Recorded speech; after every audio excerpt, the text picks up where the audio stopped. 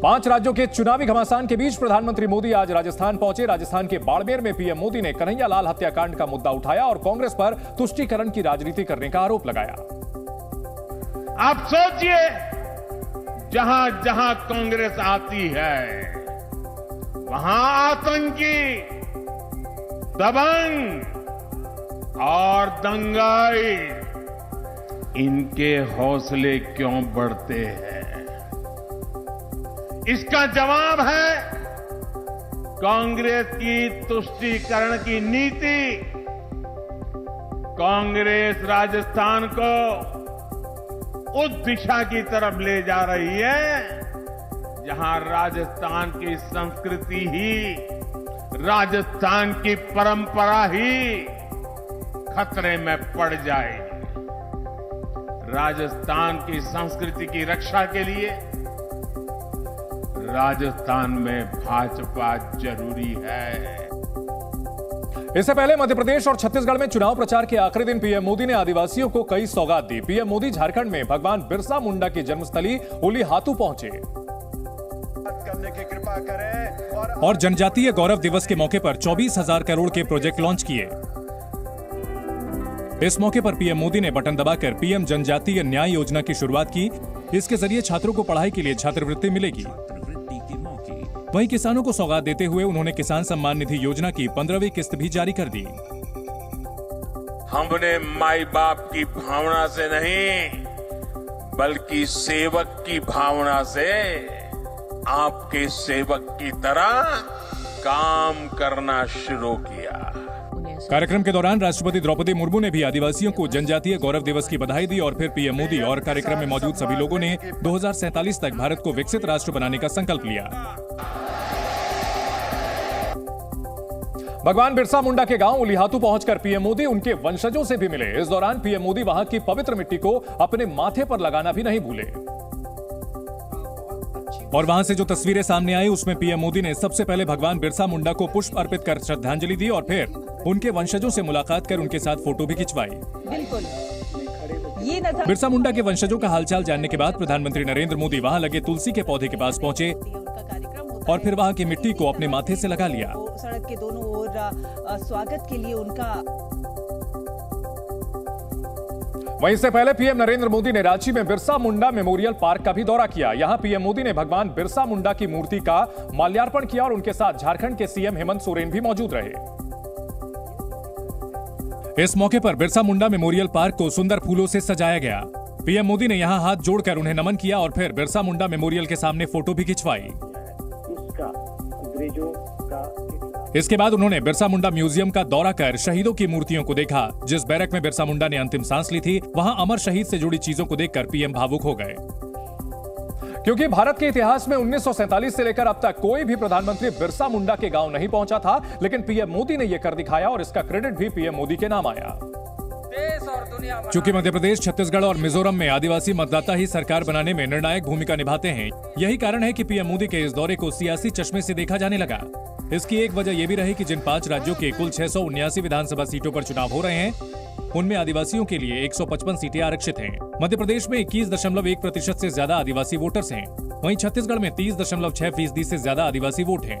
वहीं राजस्थान में 13.5% वोटर आदिवासी वर्ग से ही आते हैं और इसलिए विरोधी दलों ने पीएम मोदी के इस दौरे को चुनाव से जोड़ा और इसे आदिवासियों को लुभाने के लिए बीजेपी की एक कोशिश बताया। भारत माता की। छत्तीसगढ़ में चुनाव प्रचार के आखिरी दिन बीजेपी ने पूरा जोर लगाया। बीजेपी की ओर से अमित शाह, जेपी नड्डा ने धुआंधार प्रचार किया और चुनाव प्रचार के आखिरी दिन गृह मंत्री अमित शाह ने ऐलान किया कि अगर छत्तीसगढ़ में बीजेपी की सरकार बनी तो मेहतारी वंदन योजना के तहत महिलाओं को 12,000 रुपए हर महीने दिए जाएंगे। वहीं जांजगीर चांपा से अमित शाह ने यह भी कह दिया कि छत्तीसगढ़ सरकार पुलिस का दुरुपयोग कर रही है। भाजपा कार्यकर्ता बहनों माताओं का फॉर्म भराने जा रहे हैं तो उनको पकड़ने के लिए पुलिस को फोन किया जाता है। अमित शाह ने बीजेपी के घोषणा पत्र को मोदी की गारंटी से जोड़ा और ऐलान किया कि 3 दिसंबर को जब चुनाव का रिजल्ट आएगा तो कक्का की सत्ता से विदाई हो जाएगी। क्योंकि छत्तीसगढ़ में 17 नवंबर को दूसरे चरण के लिए 70 विधानसभा क्षेत्रों में मतदान होगा, इसलिए पार्टी का एजेंडा सेट करने के लिए खुद बीजेपी अध्यक्ष जेपी नड्डा ने कमान संभाली और चुनाव प्रचार के आखिरी दिन बीजेपी नेताओं से मुलाकात कर जीत का मंत्र दिया। रायपुर के आरंग में चुनावी रैली को संबोधित करते हुए उन्होंने कांग्रेस के घोटाले गिनाए। ये ऐसे कांग्रेसी हैं, न गगन छोड़ा, न समुद्र छोड़ा, न पाताल छोड़ा, न धरती छोड़ी।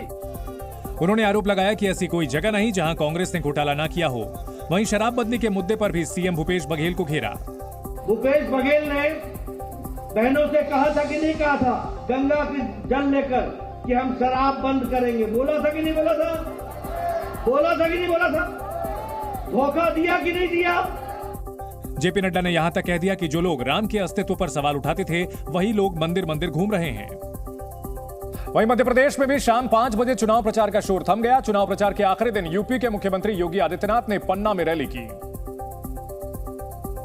और पवई में बीजेपी प्रत्याशी प्रहलाद लोधी के लिए वोट मांगे। उन्होंने कांग्रेस पर तुष्टीकरण की राजनीति करने का आरोप लगाया। साथ ही तीज और त्योहार के बहाने कांग्रेस को घेरा। हमारे लिए पर्व और त्योहार उनके समय में भय और दहशत के माहौल के जैसे बन गए थे। सीएम योगी आदित्यनाथ ने कहा कि जहां बीजेपी की सरकार है वहां अब कर्फ्यू नहीं लगता। वहीं उन्होंने ये भी दावा किया कि बीजेपी की सरकार में मंदिरों का निर्माण हो रहा है। 500 वर्षों का इंतजार समाप्त करके अयोध्या में से राम जन्मभूमि में भव्य राम मंदिर का निर्माण कर रहे हैं। सीएम योगी ने आरोप लगाया कि जो काम बीजेपी कर रही है वो कांग्रेस नहीं कर सकी। क्या कांग्रेस राम मंदिर का निर्माण कर पाती?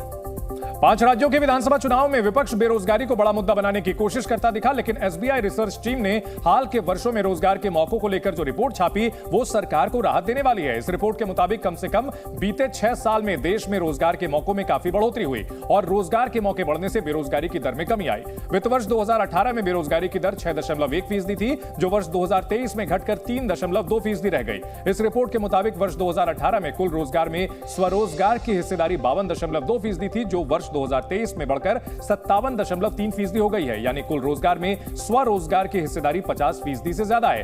खासतौर पर परिवार संचालित छोटे और मझोले उद्यमों का विस्तार हो रहा है और इसमें काम करने वाले घरेलू सहायकों की संख्या तेजी से बढ़ रही है। रिपोर्ट में यह भी कहा गया है कि 15 से 29 वर्ष की आयु वर्ग में बेरोजगारी की दर पिछले 3 वर्षों के सबसे न्यूनतम स्तर पर है। एमपी के दमोह से कांग्रेस प्रत्याशी की नुक्कड़ सभा का वीडियो वायरल होने के बाद सियासत गर्मा गई। मध्य प्रदेश के दमोह से कांग्रेस उम्मीदवार अजय टंडन ने बीजेपी पर बड़ा आरोप लगाया। कांग्रेस प्रत्याशी ने बीजेपी पर बीएसपी उम्मीदवार को 1 करोड़ रुपए देने का आरोप लगाया। उन्होंने कहा कि बीजेपी कांग्रेस के वोट काटने में जुटी है। राजस्थान के सीएम अशोक गहलोत चुनाव की तारीख नजदीक आते आते पूरी तरह सक्रिय हो गए हैं। बीते 5 दिन से लगातार वॉर रूम जा रहे सीएम गहलोत ने केसी वेणुगोपाल समेत प्रमुख नेताओं से चर्चा की। इस दौरान वॉर रूम में गहलोत और सचिन पायलट एक साथ दिखाई दिए। प्रचार थमने से पहले छत्तीसगढ़ के पूर्व मुख्यमंत्री डॉक्टर रमन सिंह ने प्रेस कॉन्फ्रेंस की। रमन सिंह ने पहले चरण में बढ़त होने और दूसरे चरण के बाद बहुमत मिलने का दावा किया। एमपी के दमोह जिले की पथरिया विधानसभा में चुनाव की अजब गजब तस्वीर दिखाई दी। पथरिया में बीएसपी के प्रचार वाहन से कांग्रेस का प्रचार हो रहा था। प्रचार वाहन पर झंडे और पोस्टर बीएसपी के लगे थे, जबकि लाउडस्पीकर से कांग्रेस प्रत्याशी के लिए अनाउंसमेंट हो रहा था। न्याय की मांग करने कांग्रेस पार्टी विधानसभा क्षेत्र 54 पथरिया।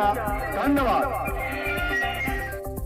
बीजेपी के साथ साथ कांग्रेस ने भी चुनाव प्रचार के आखिरी दिन पूरा जोर लगाया। कांग्रेस की तरफ से राहुल गांधी ने मोर्चा संभाला और छत्तीसगढ़ के बेमेतरा में हुंकार भरी। और राहुल गांधी ने एक बार फिर चुनावी वादे दोहराए। उन्होंने मोदी की गारंटी को उद्योगपतियों की गारंटी बताकर निशाना साधा।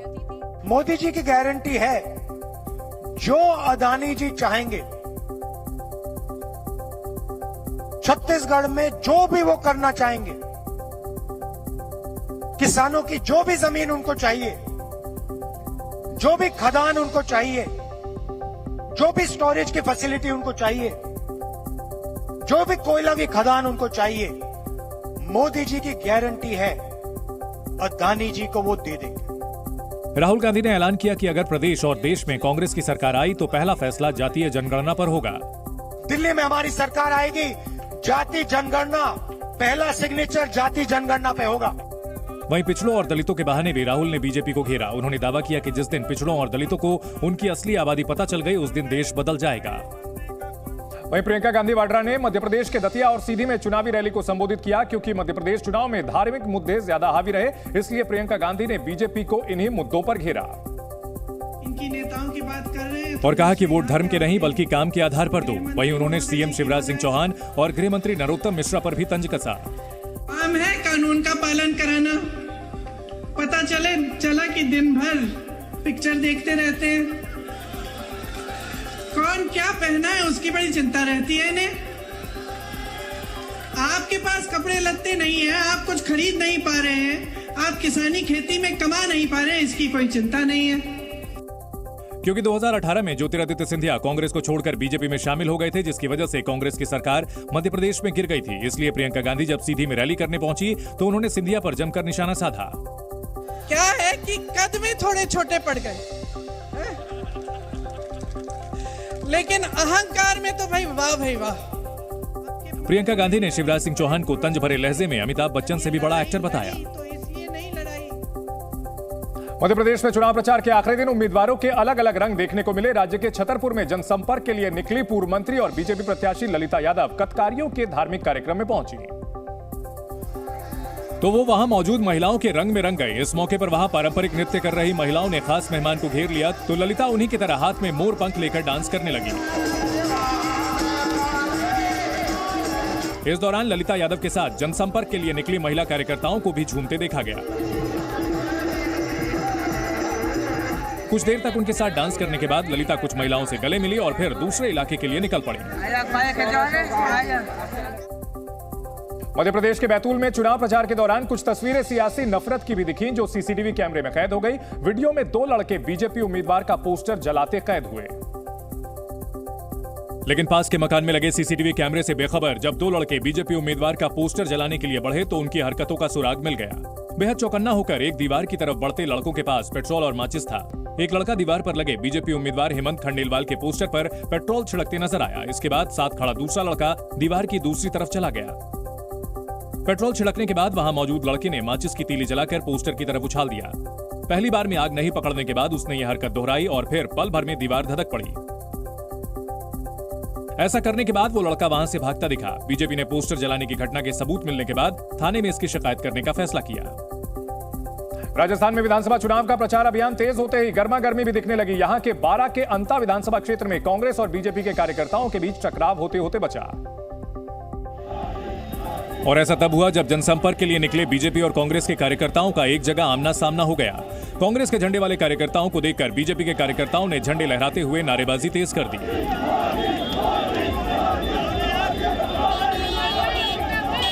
जवाब में दूसरी तरफ से नारेबाजी शुरू हुई तो बीजेपी प्रत्याशी कंवरलाल मीणा के समर्थकों ने कांग्रेस उम्मीदवार प्रमोद जैन के समर्थकों को चिढ़ाते हुए नारेबाजी तेज कर दी।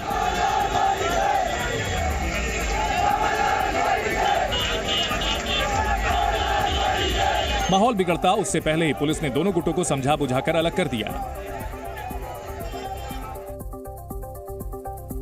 बिहार के रोहतास से हैरान कर देने वाली यह घटना सामने आई। यहां पूर्व मुखिया प्रत्याशी की हत्या के बाद भाग रहे 2 आरोपियों को भीड़ ने पकड़ लिया और पीट पीट कर उन्हें मार डाला। और इस घटना के बाद पूरे इलाके में अफरा तफरी मच गई। बताया गया कि बाइक से आए आरोपियों ने पूर्व मुखिया प्रत्याशी विजेंद्र यादव को गोली मार दी, जिससे उनकी मौके पर ही मौत हो गई। इस घटना को अंजाम देने के बाद अपराधियों ने हवा में फायरिंग करते हुए वहां से भागने की कोशिश की, लेकिन ग्रामीणों ने उन्हें दबोच लिया। लोगों ने 2 आरोपियों की इतनी पिटाई की कि उन्होंने मौके पर ही दम तोड़ दिया, जबकि तीसरे को भी गांव वालों ने पीट पीट कर अधमरा कर दिया। इस घटना की जानकारी मिलते ही पुलिस भी मौके पर पहुंच गई और इस हादसे में घायल एक आरोपी को इलाज के लिए अस्पताल में भर्ती करा दिया। फिलहाल पूरे इलाके में तनाव का माहौल है, जिसके बाद वहां पुलिसकर्मियों को तैनात कर दिया गया। बिहार में गोवर्धन पूजा के दिन यादवों पर खूब सियासत गरमाई। गोवर्धन पूजा के दौरान केंद्रीय राज्य मंत्री नित्यानंद राय ने आरजेडी पर हमला बोला तो लालू यादव ने भी उन पर कड़ा प्रहार किया। और लालू यादव ने यहां तक दावा कर दिया कि उनको हराने के लिए तेज प्रताप ही काफी है। तुम्हारा हैसियत ये है अभी कि तेज प्रताप को खड़ा कर दे तो तुम्हारा जमानत जब्त रहेगा। एक दिन पहले गोवर्धन पूजा के दौरान नित्यानंद राय ने आरोप लगाया था कि लालू यादव ने अपनी सियासत चमकाने के लिए यादव जाति का इस्तेमाल किया। लालू जी जब आप जेल जाने लगे तो राबड़ी जी को ही क्यों मुख्यमंत्री बनाए? क्यों नहीं किसी ग्वाला ग्वालिन को ही बेटी को बना देते?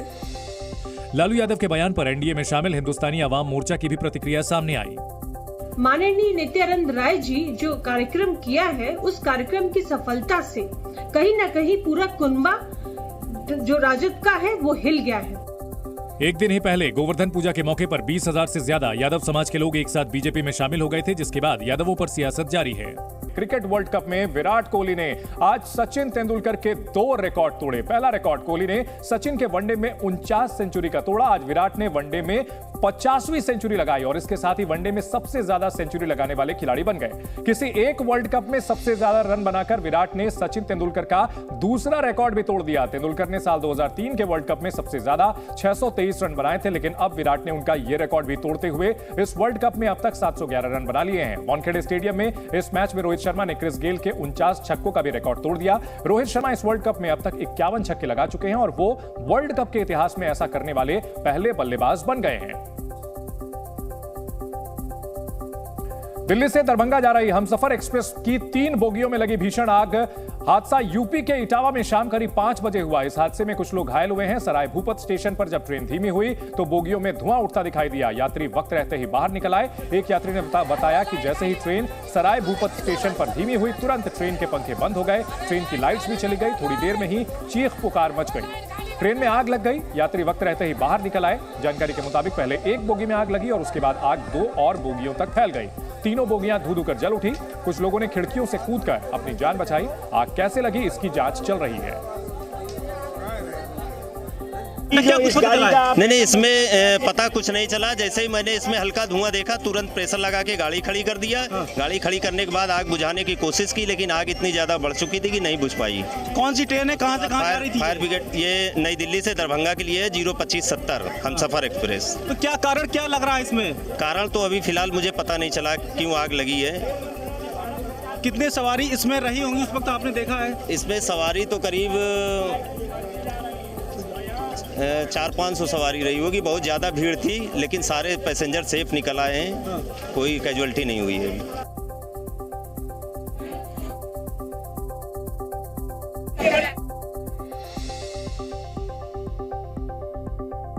इटावा के सराय भूपत रेलवे स्टेशन पर नई दिल्ली से दरभंगा जा रही हमसफर एक्सप्रेस ट्रेन में आग लग गई है। आपको दिखाना चाहेंगे जी मीडिया एक्सक्लूसिव तस्वीर।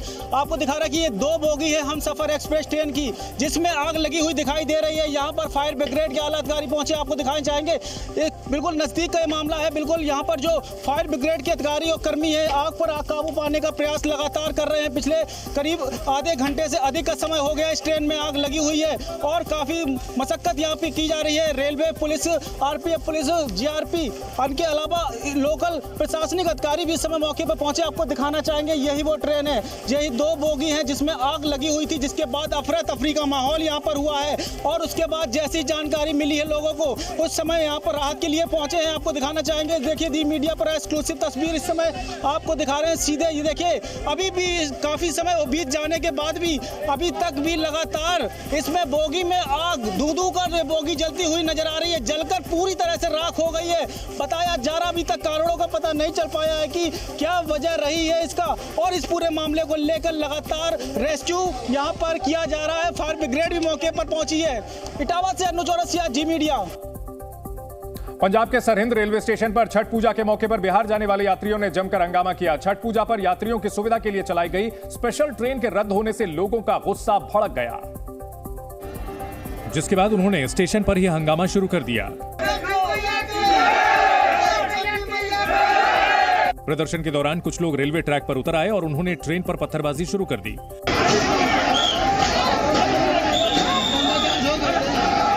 मौके पर मौजूद पुलिस वालों ने उन्हें रोकने की कोशिश की, लेकिन वो नहीं माने और ट्रेन पर पत्थरबाजी करते रहे। हम 9 बजे तक आ गए यहाँ पे। उसके बाद इन्होंने बोला ट्रेन 11 बजे आएगी। उसके बाद ये कहते 4 बजे आएगी। 4 बजे के बाद कहते सीधा कल आएगी। हालांकि पुलिस ने हालात काबू में होने का दावा किया।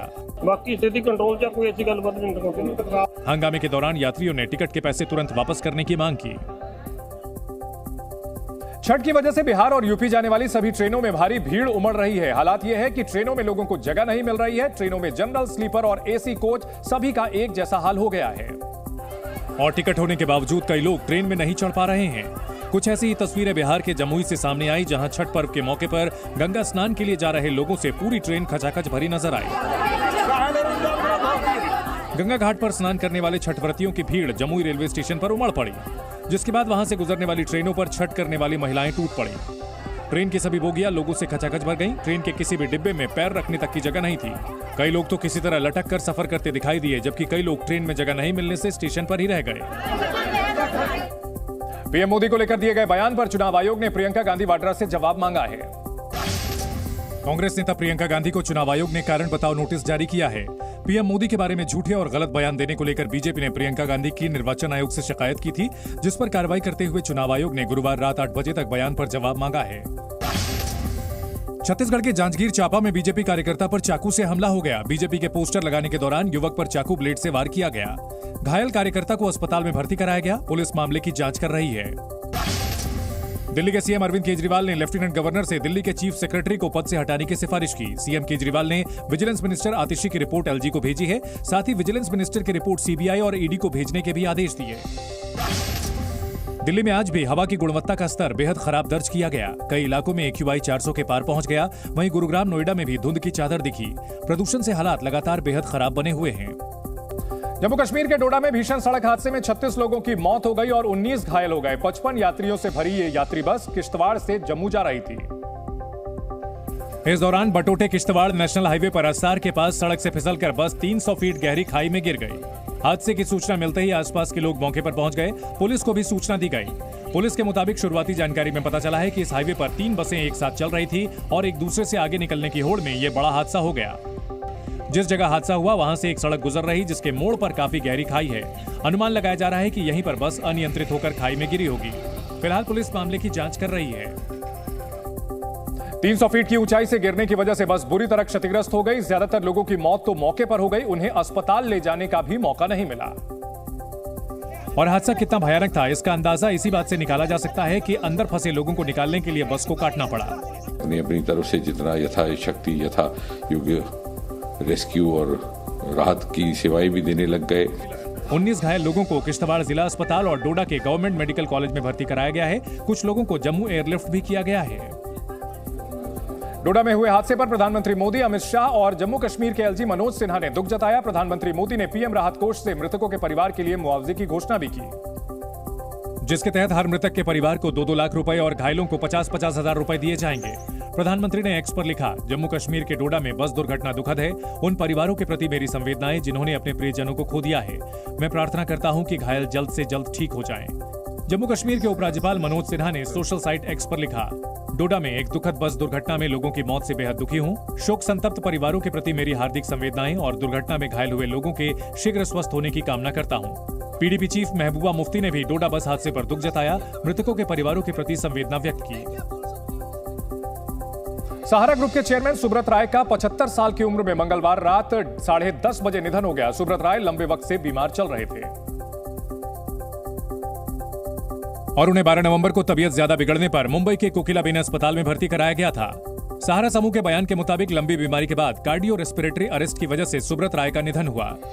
मुंबई में उनके निधन की जानकारी मिलने के बाद देर रात उनके जानने वाले अस्पताल पहुंचे। बॉलीवुड निर्माता निर्देशक बोनी कपूर भी देर रात कोकिलाबेन अस्पताल पहुंचे, जहां उन्होंने सुब्रत राय के भाई जय ब्रोतो राय से भी मुलाकात की।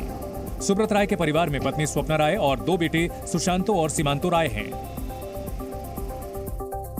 सुब्रत राय की जिंदगी आम आदमी से सेलिब्रिटी, बड़े कारोबारी और फिर सहारा श्री बनने की सपने जैसी कहानी रही, जिसका एक काला अध्याय भी रहा। बिहार के अररिया के रहने वाले सुब्रत राय बेहतर मौके की तलाश में यूपी के गोरखपुर शिफ्ट हो गए। यहां उन्होंने गोरखपुर से मैकेनिकल इंजीनियरिंग में डिप्लोमा हासिल किया। सुब्रत राय ने करियर की शुरुआत नमकीन स्नैक्स बेचने से की, जिसके लिए अपनी लैम्ब्रेटा स्कूटर पर वो जया प्रोडक्ट के नाम से स्नैक्स बेचते थे। 1978 में उन्होंने गोरखपुर में एक छोटे से ऑफिस से सहारा की नींव रखी। लाखों लोग इससे जुड़ते गए और देखते ही देखते सुब्रत राय सहारा बन गए। सहारा कई तरह के इन्वेस्टमेंट प्लान चलाता था, जिसमें daily, monthly, quarterly, annual deposit जैसी सर्विसेज मिलती थी। दूसरी कंपनियों और बैंकों के फिक्स डिपॉजिट और रिकरिंग डिपॉजिट की तुलना में सहारा में 3 से 4% ज्यादा ब्याज मिलता था। वो करीब 11 से 12% सालाना ब्याज देने का वादा करता था और कई साल तक लोगों को रिटर्न मिला भी। इसके बाद सहारा का साम्राज्य फाइनेंस, रियल एस्टेट, मीडिया और हॉस्पिटैलिटी से लेकर अन्य सेक्टर्स में फैला। 2013 में सहारा ने बाढ़ प्रभावित उत्तराखंड में राहत प्रयासों में काफी मदद की। करगिल युद्ध में सहारा ने शहीदों के 127 परिवारों को भी आर्थिक सहायता दी।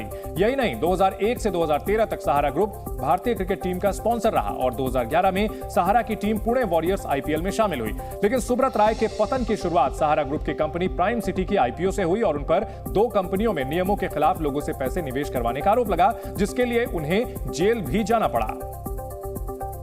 सुब्रत राय का पार्थिव शरीर चार्टर्ड प्लेन से लखनऊ लाया गया। कल लखनऊ में ही उनका अंतिम संस्कार किया जाएगा। उनके निधन पर यूपी के मुख्यमंत्री योगी आदित्यनाथ ने शोक व्यक्त किया।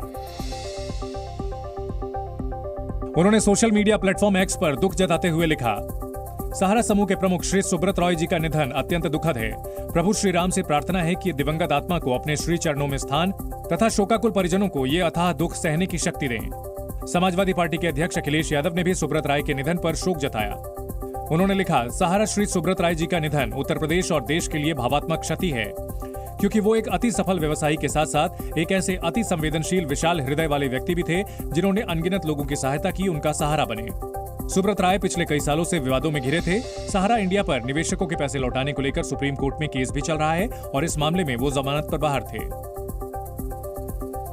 सहारा इंडिया परिवार के मुखिया सुब्रत राय के निधन के बाद सहारा के निवेशकों को अपने पैसों की चिंता सताने लगी है। क्या सुब्रत राय की मौत के बाद उनका पैसा मिलता रहेगा? तो इस सवाल का जवाब है कि सुब्रत राय के निधन से रिफंड की प्रक्रिया प्रभावित नहीं होगी। केंद्र सरकार ने सहारा रिफंड पोर्टल mocrefund.crcs.gov.in लॉन्च किया था, जिसके जरिए से निवेशकों को उनकी निवेश की गई राशि वापस मिल रही है। सहारा के 4 कोऑपरेटिव सोसाइटी में फंसे निवेशक अपना रिफंड वापस पा सकते हैं। निवेशक सहारा रिफंड पोर्टल के जरिए आवेदन कर अपना रिफंड वापस पा सकते हैं। रिफंड के लिए निवेशकों को केवल ऑनलाइन ही क्लेम करना होगा।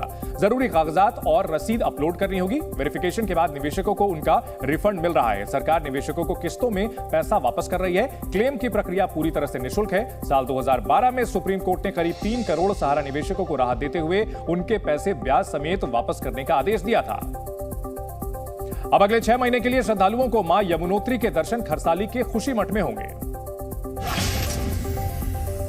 उत्तरकाशी में यमुनोत्री धाम के कपाट आज शीतकाल के लिए बंद हो गए। कपाट बंद होने से पहले विधि विधान से मां यमुना की पूजा अर्चना की गई, जिसके बाद मां यमुना की उत्सव डोली यमुनोत्री धाम से खरसाली खुशी मठ के लिए रवाना हुई।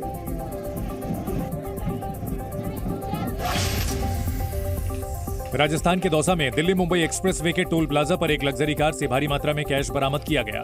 करीब 60 लाख रुपए की नकदी गुरुग्राम से उज्जैन ले जाई जा रही थी। नकदी जब्त कर आयकर विभाग को इसकी जानकारी दी गई। हरियाणा के नूह में मीट फैक्ट्री में नाइट्रोजन गैस लीक होने से 20 से ज्यादा मजदूर बेहोश हो गए। जानकारी मिलते ही मजदूरों को इलाज के लिए अल आफिया अस्पताल ले जाया गया। गनीमत रही कि गैस लीक होने से किसी की जान नहीं गई। सोशल मीडिया पर फिल्म अभिनेता नाना पाटेकर का एक वीडियो तेजी से वायरल हो गया। इस वीडियो में नाना पाटेकर उनके साथ सेल्फी ले रहे एक फैन को थप्पड़ मारते नजर आए। और वायरल वीडियो वाराणसी के गोदौलिया दशाश्वमेध मार्ग का है। मंगलवार को जब फिल्म जर्नी की शूटिंग चल रही थी, तभी एक फैन उनके पास सेल्फी लेने को आया, जिसे देखकर नाना पाटेकर भड़क गए और उन्होंने उसके सिर पर जोरदार थप्पड़ जड़ दिया। यह मामला यहीं नहीं रुका। नाना पाटेकर के थप्पड़ मारने के बाद उनके साथ मौजूद क्रू मेंबर उसे गर्दन से पकड़कर वहां से खदेड़ देता है। वहीं वीडियो सामने आने के बाद नाना पाटेकर की इस हरकत के लिए लोग उन्हें ट्रोल भी कर रहे हैं।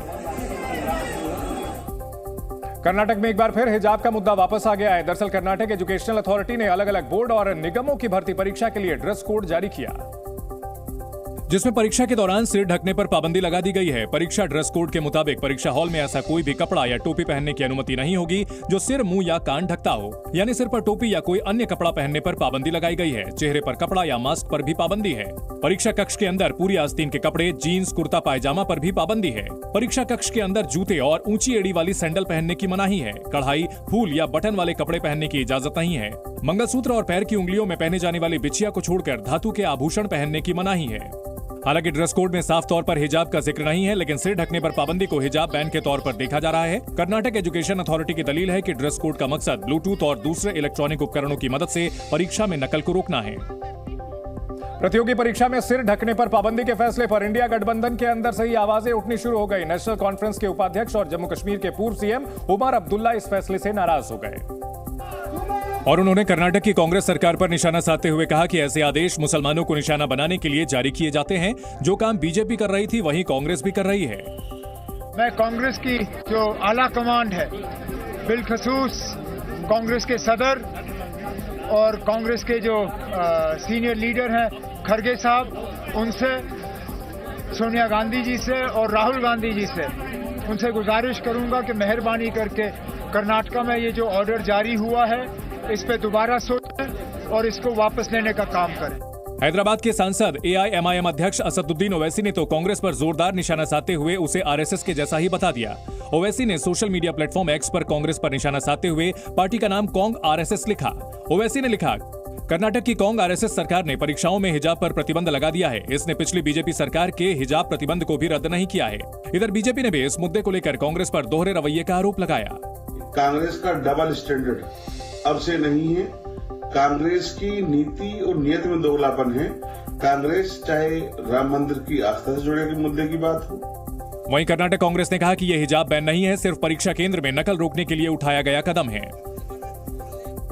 गाजा में बारिश के बाद कई जगह बाढ़ के हालात बन गए, तो वहीं बेघर लोगों ने राहत की सांस ली। जंग में तबाह हुए गाजा में लोग बारिश का पानी इकट्ठा करते दिखाई दिए। आशियाने तबाह होने के बाद गाजा की बड़ी आबादी कैंपों में रह रही है, जहां पीने के पानी की किल्लत है। ऐसे में बारिश के बाद टेंटों से टपकते पानी को भी लोग जमा कर रहे हैं। इजरायली सेना ने गाजा में अपने मिलिट्री ऑपरेशन का वीडियो जारी किया। वीडियो में गाजा के अल-शती इलाके में इजरायली सेना के टैंक और सैनिक हमास के ठिकानों को तबाह करते दिखाई दिए। कई इमारतों से हथियारों का जखीरा भी बरामद हुआ। नॉर्थ कोरिया ने एक बार फिर मिसाइल परीक्षण किया है। उत्तर कोरिया के सरकारी मीडिया के मुताबिक इंटरमीडिएट रेंज की बैलिस्टिक मिसाइल के लिए नई तरह के सॉलिड फ्यूल इंजन की सफल टेस्टिंग की गई, जो नॉर्थ कोरिया के मिसाइल सिस्टम को और मजबूती देगा। यूक्रेन अपनी ऊर्जा सुविधाओं पर रूसी हमलों से बचने के लिए खुद को तैयार कर रहा है, ताकि सर्दियों में यूक्रेन को अंधेरे में जाने से बचाया जा सके। यूक्रेन की एयर डिफेंस यूनिट ने सभी हथियारों के साथ ड्रिल की, जिनमें सोवियत काल की बंदूकें भी शामिल हैं। इजराइल की सेना आज तड़के अल-शिफा अस्पताल के अंदर घुस गई। अल-शिफा अस्पताल गाजा का सबसे बड़ा अस्पताल है, जहां मरीजों के साथ साथ सैकड़ों लोगों ने शरण ली हुई है। लेकिन इजराइल का दावा है कि अल-शिफा अस्पताल में हमास का हेडक्वार्टर है, जिससे हमास ने इनकार किया है। सोशल मीडिया पर पोस्ट किए गए अपने एक बयान में इजरायली सेना आईडीएफ ने कहा उसने अल-शिफा अस्पताल में कुछ चुनिंदा ठिकानों पर हमास के खिलाफ ऑपरेशन शुरू किया।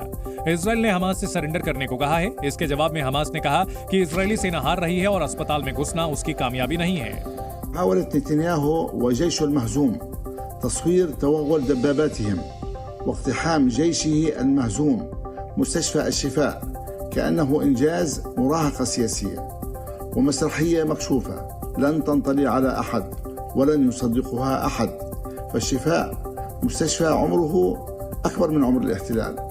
अल-शिफा अस्पताल के अंदर कितने इजरायली सैनिक घुसे हैं, इसकी जानकारी सामने नहीं आई है। यूएन के मुताबिक अस्पताल के अंदर मरीजों और स्टाफ को मिलाकर करीब 2300 लोग मौजूद हैं।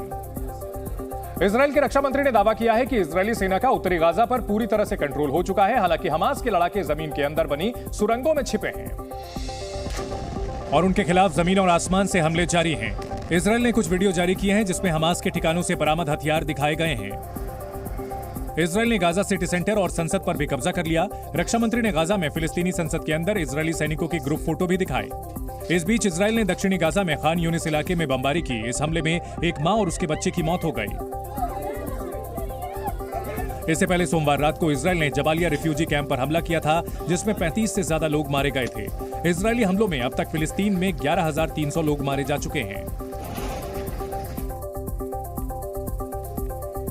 कुछ दिनों पहले एल्विश यादव से जुड़े रेव पार्टी में सांप के जहर के इस्तेमाल के आरोपों के बाद अब सरकार का ध्यान इस तरफ गया है। इस मामले में उच्च स्तरीय समिति ने सरकार को कुछ अहम सिफारिशें भेजी हैं, जिसके मुताबिक सांपों को पकड़ने, उनका जहर निकालने और उसका व्यापार करने का लाइसेंस अब सिर्फ सरकारी संस्थानों को ही मिलेगा। इस सिफारिश पर अमल होते ही निजी क्षेत्र को सांपों का विष निकालने की अनुमति पर रोक लग जाएगी। साथ ही सिफारिश लागू होने पर सांपों की तस्करी रोकने में भी मदद मिलेगी। फिलहाल सांप पकड़ने, उसका जहर निकालने और कहीं ले जाने की इजाजत प्रदेश के प्रमुख वन संरक्षक देते हैं।